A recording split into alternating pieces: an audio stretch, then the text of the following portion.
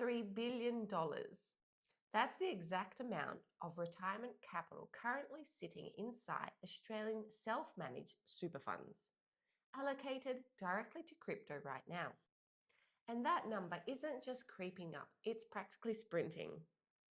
But there is a terrifying part that nobody wants to say it out loud. 90% of founders and high earning professionals are moving their money into this setup completely blind. They are hyper-focused on picking the right token, booking and the price chart, or listening the market hype, while completely missing the compliance trapdoor sliding open right underneath their feet. Exactly. They assume the big risk is market volatility. It's not. The real risk is basic unforced administrative negligence. And hey, if you want to stop running your personal wealth on pure vibes and actually protect your capital, hit that like and follow button right now. We break down the exact structural systems the smart money uses every single week. Think about it like buying a flawless, high performance sport car, but completely forgetting to check if brakes are connected. You can't blame the car when it flies off the highway. You blame the lack of system. Today, we are breaking down the exact operational mistake that triggered devastating audits from ATO and how to build a super rapid setup that is completely bulletproof. Let's bust the immediate objection that stops people before they even start.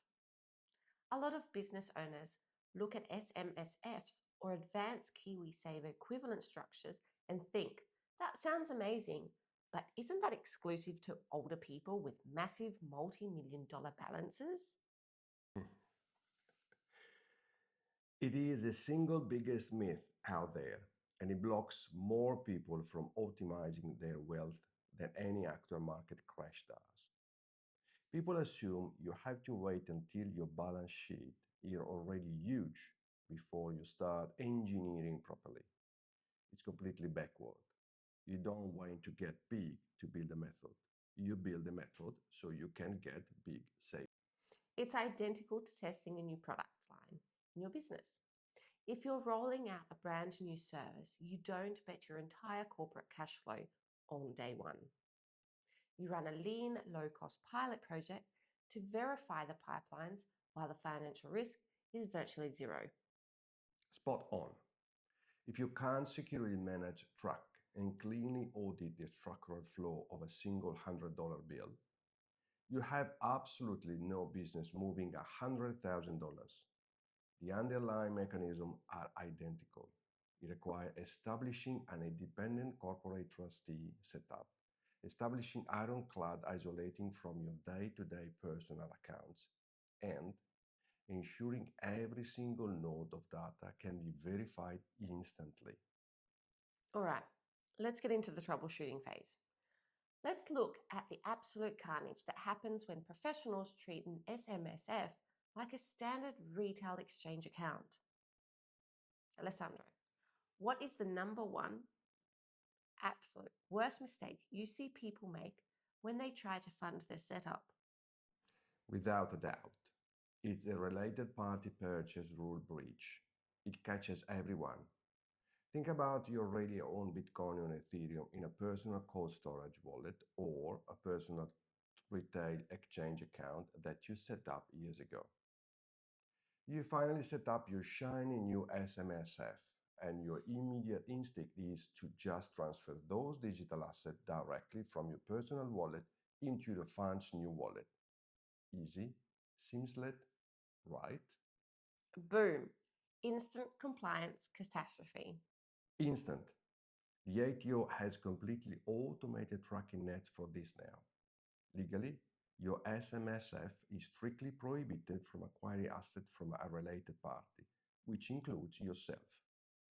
It doesn't matter if you move it at the exact perfect spot market price down to the cent. The moment a personal address directly deposits into a fund control address, you have broken custody separation. You must buy the asset fresh through a dedicated title exchange account, completely owned by the corporate trustee. Landmine number 2 is what we call wallet overlap noise. This happens when founders treat their fund like a backup business account or a rainy day lifestyle fund. Yes, you see people dipping into the fund's crypto card to pay for a quick business flight or client dinner or a software subscription, telling themselves, oh, it's fine. I'll just have my accountant sort out the ledger entries at the end of the financial year. No, they won't.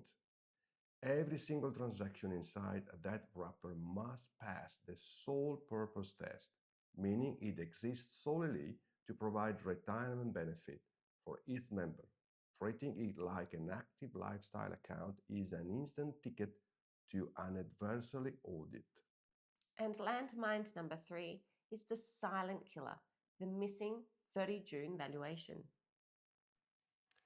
This one catches everyone off guard. In a traditional public super fund, your balance updated automatically because it's sitting in a public equities. But with digital asset inside an SMSF, you are legally required to value them at fair market value on the exact stroke of midnight of June 30th. Taking a grainy screenshot of a random portfolio tracker app on your phone is not going to cut it with a professional auditor.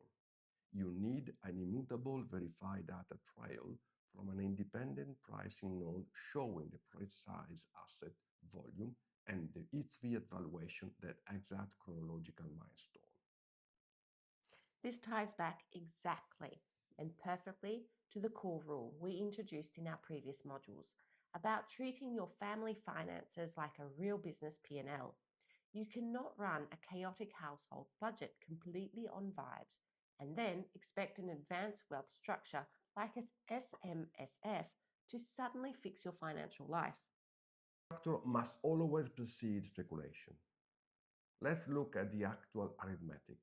If your household pulls into incomes, say $9,000 a month combined, and your fixed operational floor for your mortgage insurance and non-negotiable is 6,200, you have a true leftover allocation parameter of $2,800.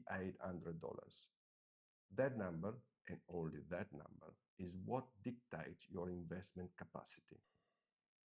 But what about the founders watching this, whose monthly income looks like a mountain range? 11,000, 1,000, 2,000, the next. If your income is variable, the absolute worst things you can do is base your plans on average. In corporate finance, we floor it. We don't average. We look at your absolute worth realistic month over the last half year, let's say is $2,000, and you plan your non-negotiable living parameter around that baseline. If there is a gap between that floor and your fixed cost, you don't buy crypto. You build a cash buffer first. The specific order of operation matter infinitely more than the raw amount of money you make. The core message here is clear. Before you click a single transfer button on an exchange or sign a trustee declaration, you must audit your operational plumbing. Stop drowning in the retail market noise. Stop listening to speculative influencers who try to hype train you into specific token while leaving you completely uneducated about basic compliance governance. The game of long-term wealth preservation isn't won by chasing wild spikes.